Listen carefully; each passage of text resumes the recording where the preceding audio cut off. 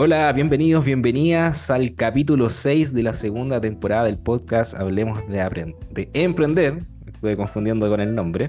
Hoy nos acompaña una colega, ella es Lorena Parada Contreras, es ingeniera comercial, tiene un magíster en liderazgo, comunicación y dirección estratégica. Actualmente es docente de finanzas, de educación financiera, de emprendimiento y es cofundadora o fundadora de una empresa que se llama Dinamiza Consultores. ¿Cómo estás, Lorena? Hola Nico, ¿cómo estás? Muy bien, y tú, muchas gracias por tu tiempo y disposición de esta entrevista. Muchas gracias por invitarme, Nico. Oye, Feliz de estar. sí, muchas gracias. Bueno, Lorena está físicamente en La Serena, ¿cierto? Sí, sí, físicamente en La Serena. Parece que con el mismo calor que en Copiapó. Sí, acá mucho calor. Lorena, mira, estuve mirando tu experiencia profesional y justo en el podcast es Hablemos de Emprender, ¿cierto? Entonces tenemos una lógica de las personas que nos escuchan, ¿cierto? Se interesan mucho de la experiencia de cuando uno se atreve a emprender y de tips, metodologías, ¿cierto? Que uno pueda ir incorporando en su vida diaria. Entonces entiendo que tú fuiste jefa de plataforma comercial del Banco Santander, que fuiste ejecutiva de la banca preferente del Banco Security en muchos años, al menos 7 por lo que alcancé a ver.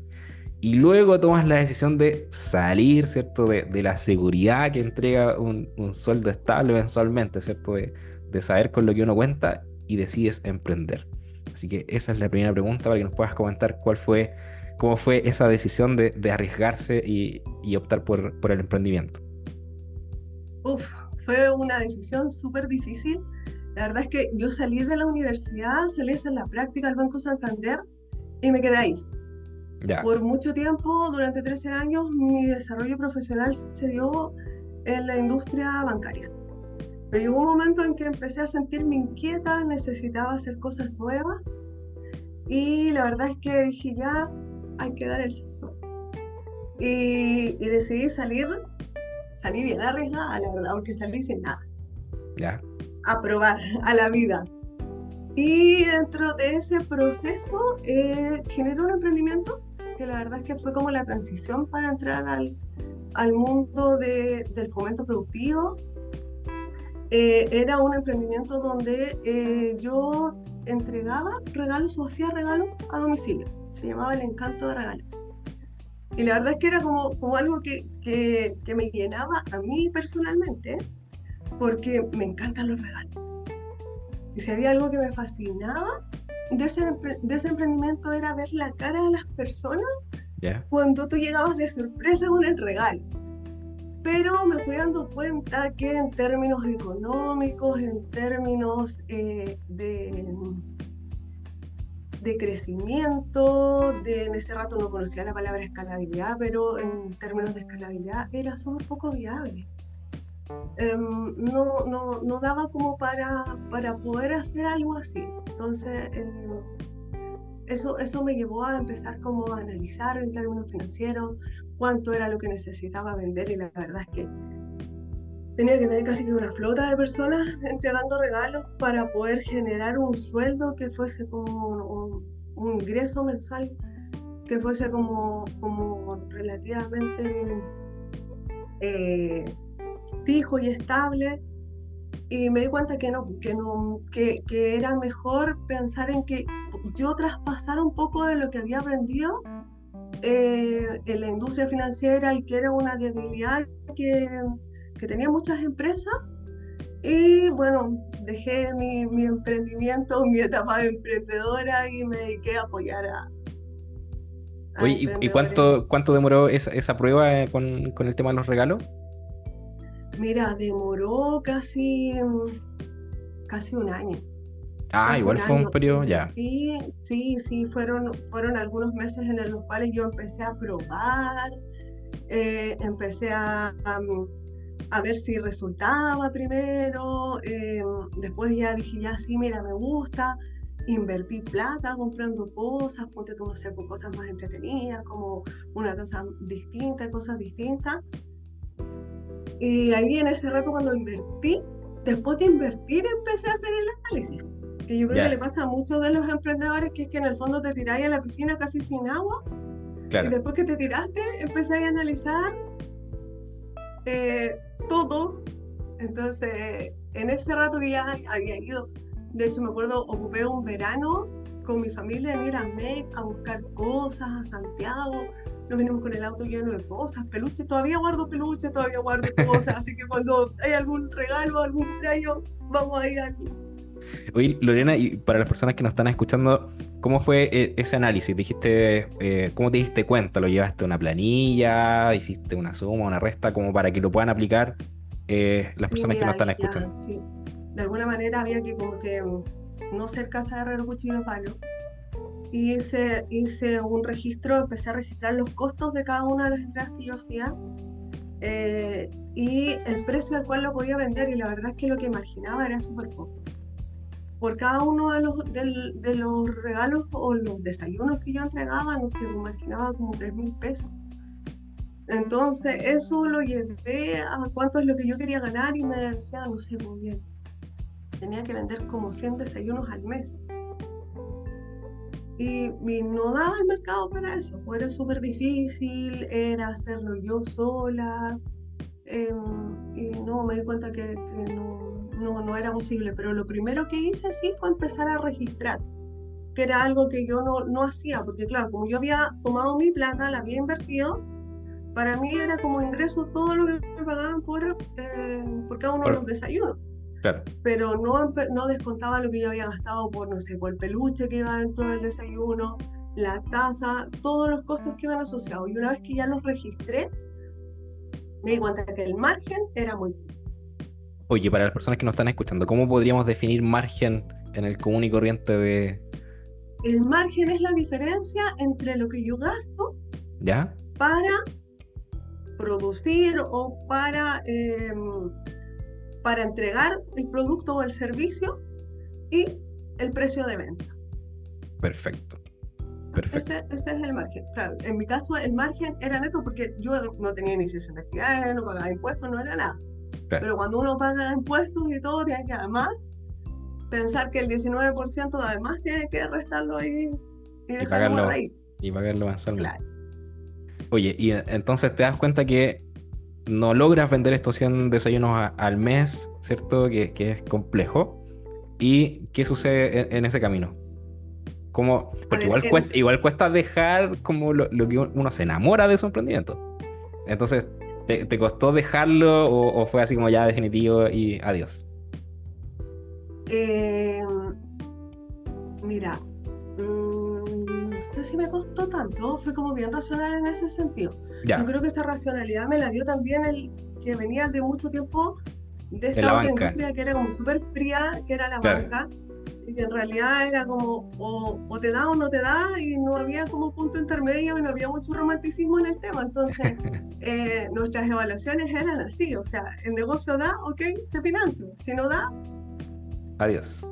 la banca en ese sentido no es muy romántica. Entonces yo creo que me traje como eso, y claro, dije, no, ya hay que reinventarse, pero tenía súper claro que no quería volver a la misma industria y no quería volver a hacer lo mismo. Entonces, ahí fue una etapa de transición en que la verdad es que encontré a varias personas que me abrieron puertas, ventanas y un montón de cosas que me mostraron este mundo y que me ayudaron a entrar, y que de alguna manera igual me ayudaron a identificar estas oportunidades que habían para poder yo desde mi conocimiento poder ayudar a otros empresarios o a otros emprendedores.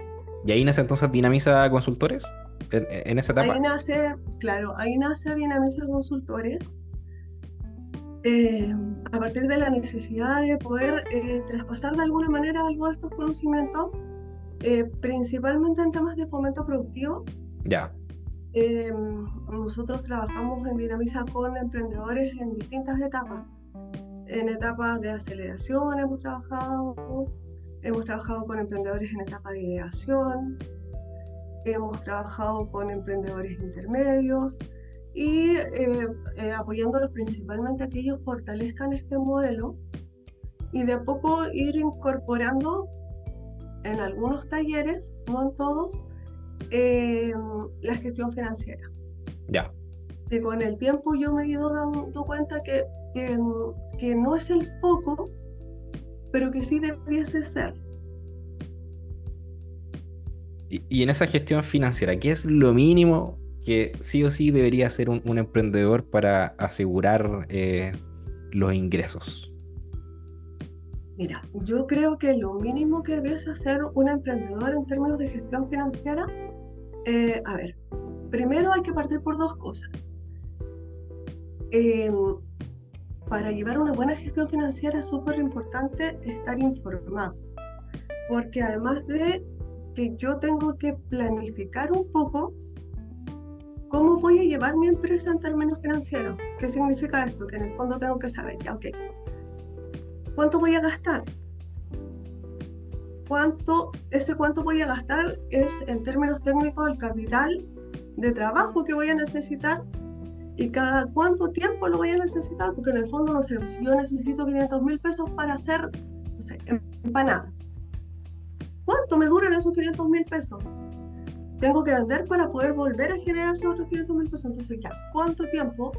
¿Cuánto es mi rotación de capital? Cada cierto tiempo lo tengo que tener. Eso lo debo tener claro, lo debo tener identificado, porque si no, llega un momento que se me acaba y, y se me acabó y no tengo plata. Claro. Entonces, debo estar informado, debo conocer cómo funciona en términos financieros mi negocio, pero además debo estar informado de los productos que en términos bancarios tengo a mi disposición. Porque en el fondo, yo le digo a la mayoría de los emprendedores con los que trabajo en términos de gestión financiera, eso es un costo que ningún emprendedor incorpora en sus productos, ¿Ya? pero los pagamos. Pagamos intereses por línea de crédito, pagamos intereses por los créditos de consumo que pedimos, y entre más caro pagamos, lo sacamos directamente de la utilidad. Entonces, como si yo optimizo esos gastos, en el fondo es utilidad a la vena. Claro. Si yo gasto mucho, es sacar utilidad de la vena. Entonces, claramente es un tema de información.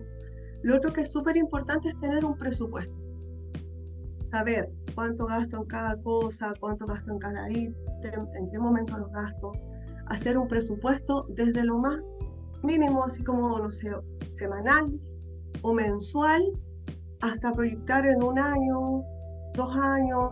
Si es que quiero invertir en algo más grande, proyectarlo a lo mejor a, no sé, 5 años, pero todo proyectarlo para poder tener un indicador. Si bien es cierto, no es nada constante, pero eso me va dando directrices de decir, hoy sí, mira, voy en línea, no voy en línea, tengo que ir ajustando, tengo que ir moviendo, voy teniendo una idea. Sí, Lorena, ¿y ahí qué es lo más recomendable para colocar el precio a los productos y los servicios? ¿De qué forma? Uf, ese es un tema, ¿eh? ¿Cómo calculan el precio? De hecho, hace unos días estaba conversando con mi hermano que tiene un negocio y me decía, oye, pero ¿cómo ¿Ya? calculo el precio? Y la verdad es que el cálculo del precio es una fórmula. Y es una fórmula como bien rara en términos matemáticos que si tú me preguntas cómo la explicas, no lo sabría hacer porque no sé cómo se explica aritméticamente, pero es en el fondo el costo del producto. Tengo ¿Ya? que partir calculando todos mis costos, todos, absolutamente todos, no solamente los costos de producción. Si yo le pago al contador, el del contador se tiene que prorratear, el costo del arriendo, todo. El costo se multiplica por uno menos la diferencia de la utilidad. O sea, en el fondo, si yo, por ejemplo, quiero ganar un 60%, lo multiplico por 0,4. Y eso me va a dar el precio de ver, que no Ya, es lo perfecto. mismo que multiplicarlo por 1,06. Da distinto. Lo calculábamos y en términos matemáticos la verdad es que, no sé, no te lo podría explicar porque aritméticamente ya deberíamos hablar. Yo en algún rato cuando volvamos a clase le voy a pedir a un profe de matemática que me explique por qué es así. Pero igual ahí hay un tema que no es menor, es cómo yo llego al 0,6 que quiero ganar. ¿Cómo lo Claro. identifico? ¿Cómo sé cuánto es el margen que quiero ganar? Y muchas veces he estado por los precios de mercado, por cuánto yo quiero rentabilizar, y en ese sentido igual hay que fijarse mucho en no quedar fuera del mercado, porque efectivamente todos queremos ganar lo más posible por nuestro producto, pero si es que el precio es excesivo, vamos a quedar fuera de mercado igual. Sí, de hecho, igual en un capítulo del podcast hablábamos del precio y el valor percibido también de ese producto o ese servicio. Porque, por ejemplo, en la fórmula, si lleváramos, siempre me acuerdo que en un seminario de la universidad, no me acuerdo qué relator dijo, oye, la Red Bull, ¿cuánto piensan que cuesta hacerla? Y todos decíamos, no sé, 500, 800 pesos, y nos dice 80 pesos sale a hacer una lata de Red Bull por volumen. Entonces, claro, si hago la fórmula, a lo mejor la puedo vender a 500 pesos y gano mucho porcentaje respecto del costo, ¿cierto? Pero el valor percibido que tiene eso respecto eh, del marketing, como de la experiencia, ¿cierto? Y no sé, la puedes comprar a 1.000, 3.000 o 6.000 pesos dependiendo del lugar en donde la adquieres. Entonces también hay un tema ahí de cómo llegamos a lo matemático, pero también con el valor percibido y llegar como a un punto intermedio, ¿cierto? Porque muchas Claro. veces vemos un producto que quizás es muy barato y quizás lo asociamos a mala calidad, pero si es más caro quizás confío más y la gente está dispuesta a pagar, entonces ahí uno tiene que ir probando, ¿cierto? Como prueba y Sí, error. sin duda, mucho lo determina el mercado, mucho lo determina un poco cómo el mercado percibe el valor de tu producto y mucho también está dado como en la típica de cuánto soluciona tu producto una problemática o cuán oportunidad es tu producto de esa problemática. Porque, por Claro. ejemplo, no sé, por las mismas mascarillas en época de COVID, ¿Mm? llegaron a costar súper caro. Y probablemente el costo de esa mascarilla no ha variado, no ha cambiado nada. Pero claro, había un costo de oportunidad que no había un tema de oferta y demanda, resolvían un problema que era complejo a nivel de mercado, entonces hay un montón de factores a considerar ahí.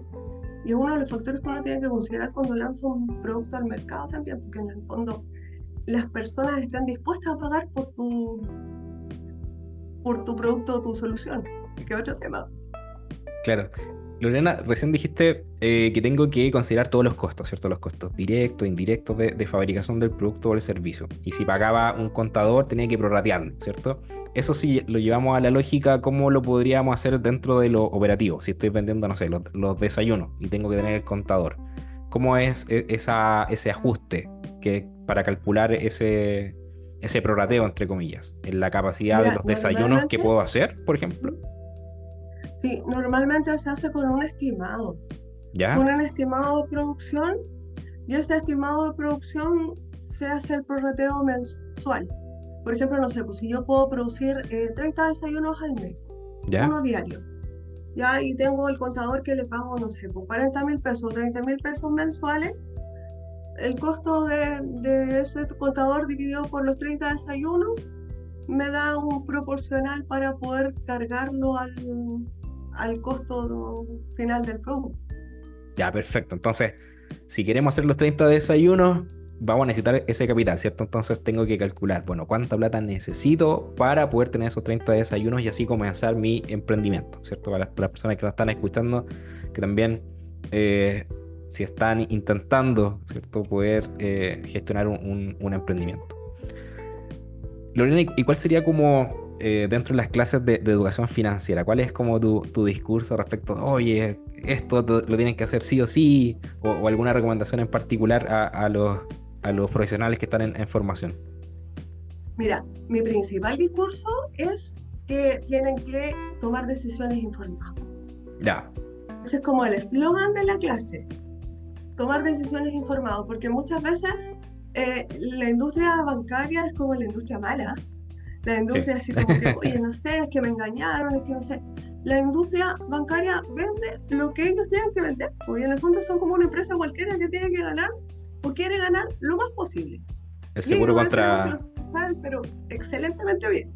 el seguro contra canguro, ¿cierto? Ahí, Claro, claro, ellos saben súper bien ese negocio y en el fondo ellos te venden lo que renta más. No siempre es lo que tú necesitas. El tema está en que tú tienes que tener la información y tú tienes que decidir qué es lo que es adecuado para ti. Porque si tú vas a ser desinformado, vas a comprar lo que te venden. claro. claramente lo que te venden. El tema es tener información. Y es información que no muchas veces es tan compleja, pero sí es súper importante empezar a interiorizarla desde chico. Desde chico, ojalá en los colegios. De hecho, hoy día estamos haciendo una tesis con un par de chicos en administración de empresas, ¿Ya? donde ellos van a medir el nivel de educación financiera en los colegios técnicos profesionales. Porque en el fondo el perfil de estos estudiantes técnicos profesionales es que probablemente cuando ellos salgan de cuarto medio van a ser emprendedores. ¿Mm? Y si tú como emprendedor no tienes los conocimientos básicos, va a ser súper difícil que ellos tomen decisiones acertadas.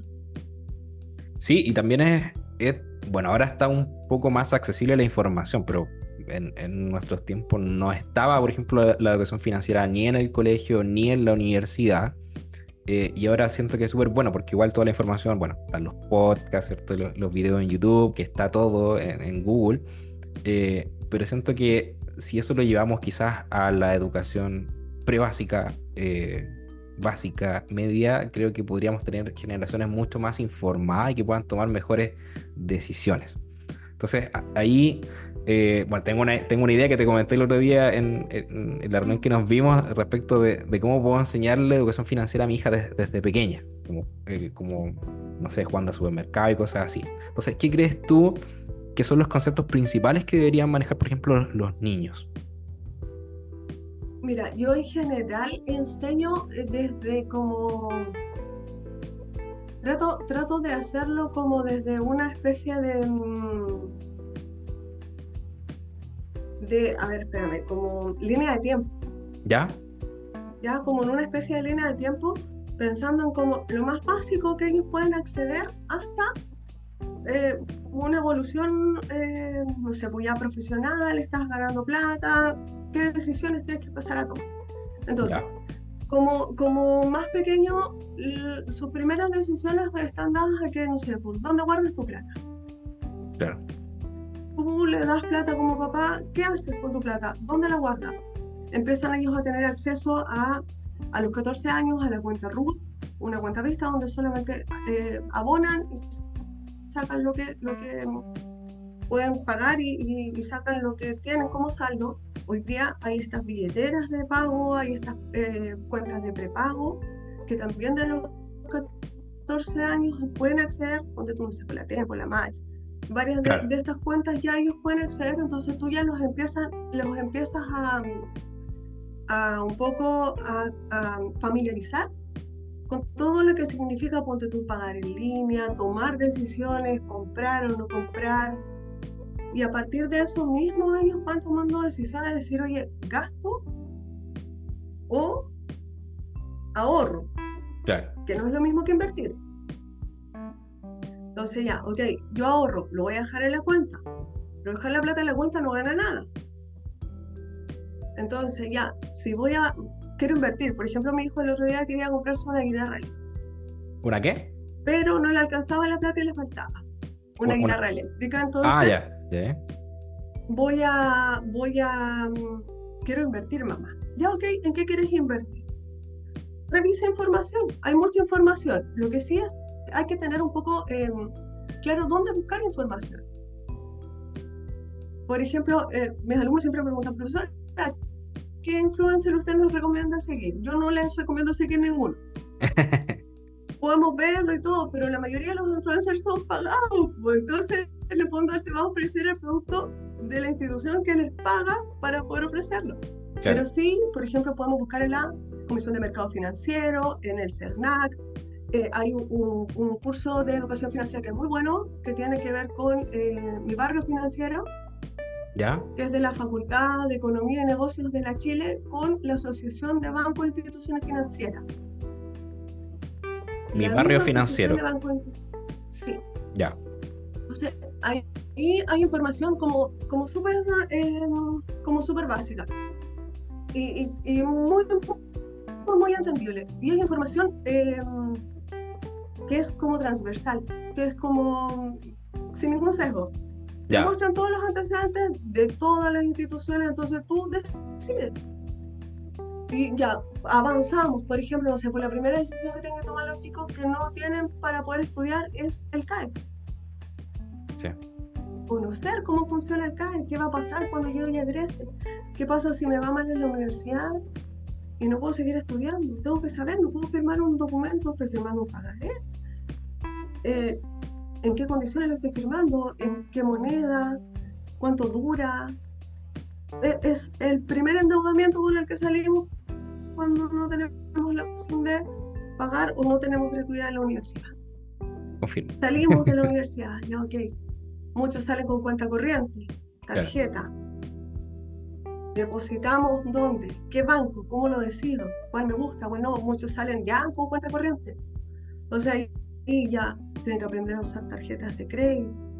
¿Cómo usarla? La tarjeta puede ser un muy buen aliado, pero tienen que saber que tienen que usarla pagando el total facturado, nunca pagar el mínimo. ¿Qué condiciones tiene la tarjeta? ¿Cuánto me cobra si la uso de una forma que no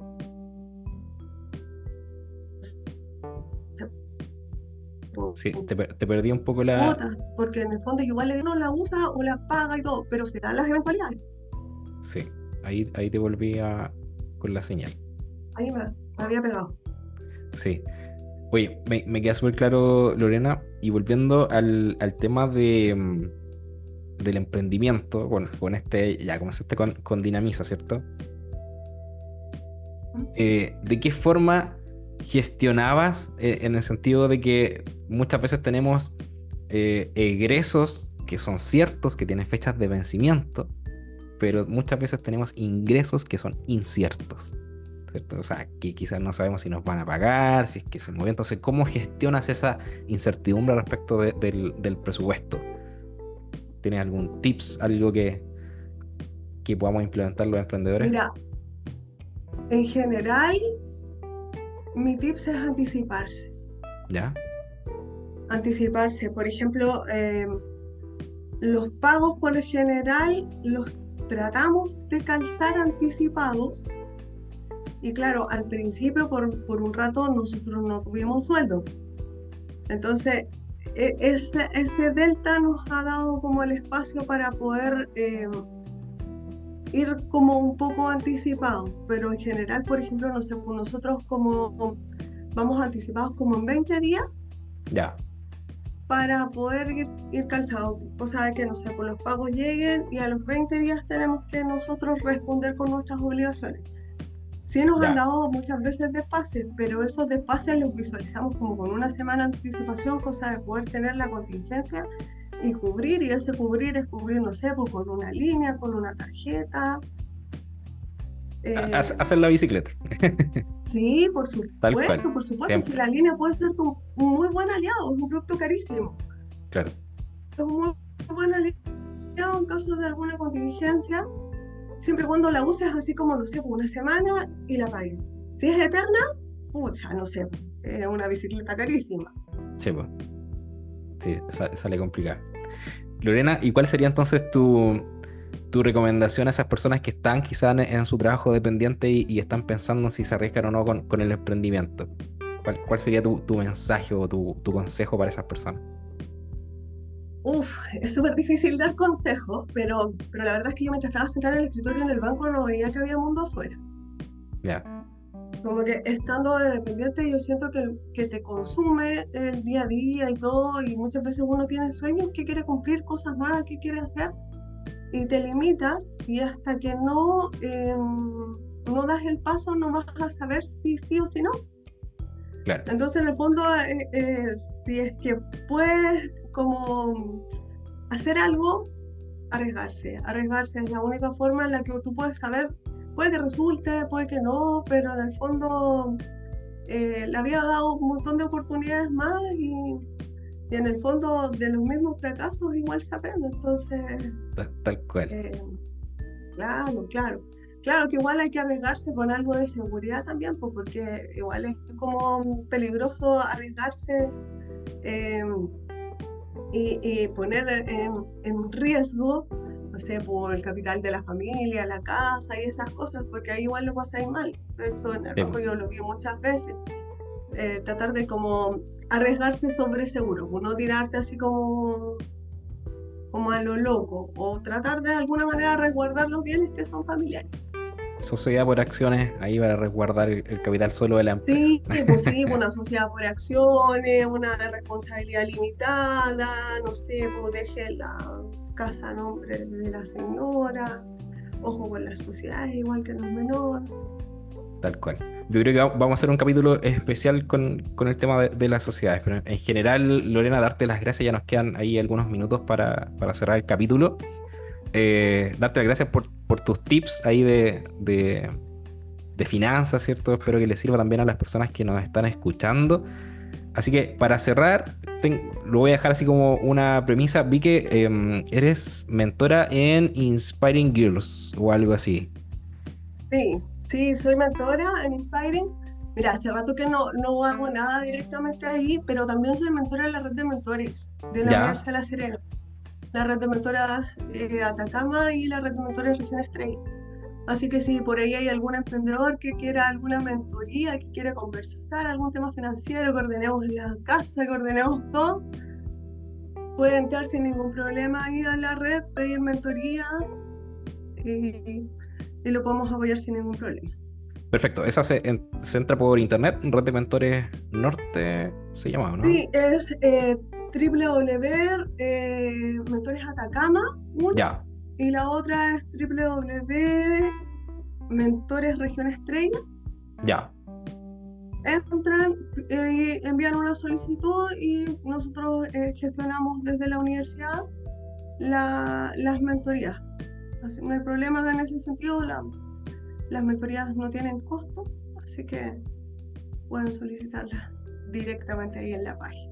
Perfecto. Entonces las personas que nos escuchan desde la región de Coquimbo y Atacama en Chile podrían acceder entonces a De estas todos mentorías lados gratuitas. hacemos ¿Sí? mentorías online, así que Ah, sí, perfecto. sí, sí. De Mira, hecho, tengo hoy día empresas desde Arica y en algún rato hemos tenido un par de empresas en Punta Arenas, igual. Así que, ya, como son perfecto. online, hoy día estamos abiertos a Exacto. Chile y al mundo.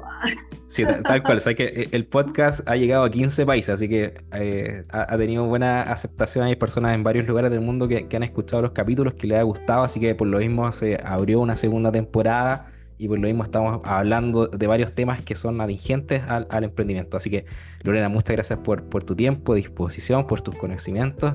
Así que todos invitados a seguir directamente en Spotify, Hablemos de Emprender, y también en Instagram. Recuerda que ahora vamos a priorizar Instagram como Hablemos de Emprender-podcast. Así que muchas gracias, Lorena, que esté muy bien. Chao, chao. Gracias, Nico.